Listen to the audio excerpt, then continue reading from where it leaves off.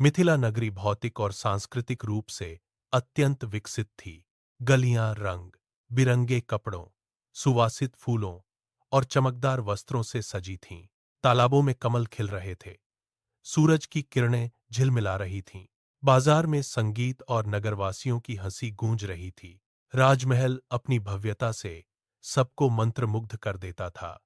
राजा जनक और रानी सुभद्रा अपने राज्य की देखभाल में संलग्न थे। वे न्यायप्रिय, धर्मप्रिय और दयालु शासक थे।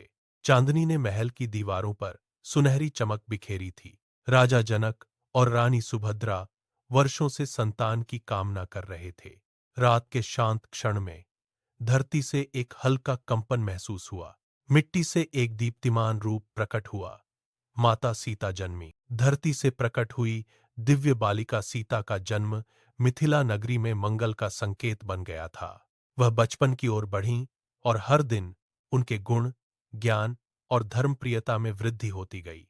महल के भीतर उनका हर कदम और हाव भाव उनकी अद्वितीयता का प्रतीक था। सीता का बचपन अत्यंत शांत और संयमी था। उनकी चाल और मुस्कान में विनम्रता झलकती थी। उनका हृदय हर जीव के प्रति करुणा और प्रेम से भरा था। बगीचे में खेलतीं तो उनके हाथों में खिलौने और फूल होते। पक्षी और हिरण उनकी ओर आकर्षित होते। माता, पिता, राजा जनक और रानी सुभद्रा उन्हें धर्म, गुण और नीति का महत्व समझाते। राजमहल में विद्वानों ने उन्हें शास्त्र, वेद, संगीत, कला और ध्यान की शिक्षा दी। प्रत्येक पाठ में सीता का मन एकाग्र और उत्साही रहता। वे ज्ञान को जीवन में उतारती थीं। उनके बाल्यकाल में कई ऐसे दृश्य थे जो उनके भविष्य के महान कार्यों की झलक देते थे। सीता ने युवावस्था में कदम रखा। उनके व्यक्तित्व में गुण, साहस और निपुणता झलकने लगी। पिछले वर्षों की शिक्षा ने उन्हें धर्म और धर्मपरायणता के मार्गदर्शक के रूप में आकार दिया। मिथिला के महल में हर सुबह की शुरुआत होती। हल्की धूप की किरणें राजमहल की नक्काशीदार दीवारों पर चमकतीं। बगीचे में फूलों की खुशबू फैल जाती। सीता अब किशोरावस्था में प्रवेश कर चुकी ध्यान और योगाभ्यास से दिन की शुरुआत करतीं। उनके दृष्टिकोण में हर कर्म में धर्म का पालन और संयम का संदेश झलकता। सीता का साहस और निडरता उनके खेल में दिखती। धन और कमंडल लेकर उन्होंने तीरंदाजी, योग और मानसिक शक्ति का अभ्यास किया। वह अपने शरीर को ही प्रशिक्षित नहीं कर रही थीं, बल्कि अपने मन और हृदय को भी संयम और साहस की शक्ति से सुसज्जित कर रही थीं।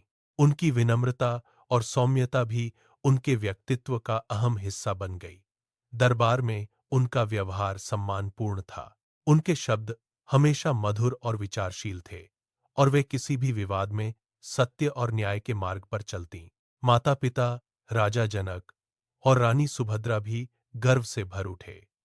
उन्होंने देखा कि शिक्षा सीता के व्यक्तित्व का अभिन्न हिस्सा बन चुकी है। राजा जनक कहते, यह कन्या न केवल ज्ञान और साहस में अद्वितीय है, बल्कि धर्म और विनम्रता में भी संपूर्ण है। पौराणिक कथाओं के अनुसार यह धनुष स्वयं भगवान शिव का था, पिनाक, जो उनके अद्वितीय शक्ति और दिव्यता का प्रतीक था।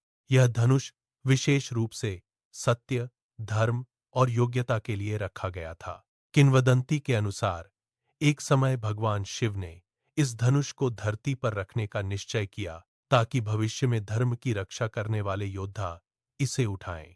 राजा जनक को दिव्य दर्शन प्राप्त हुए कि सीता के जीवन में एक विशेष योद्धा पाएगा। इसलिए राजा जनक ने महल में इस धनुष को स्थापित किया। धनुष का वजन और उसकी दिव्यता इतनी थी कि कोई भी सामान्य योद्धा इसे नहीं उठा सकता था, परंतु भगवान शिव ने इसे सीता की दिव्यता और गुणों के अनुसार विशेष रूप से अनुकूल बना दिया था। यह धनुष सीता के लिए सहज और सुरक्षित रूप से उपस्थित था।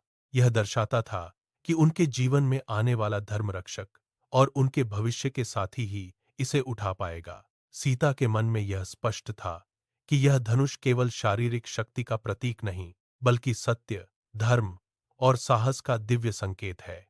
यह उनके गुणों और दिव्यता के अनुरूप था। जब वह इसे देखती थीं, तो उनके हृदय में श्रद्धा, संयम और भविष्य की चेतना जागृत होती। इस प्रकार शिवजी का पिनाक धनुष सीता के लिए विशेष रूप से स्थापित किया गया।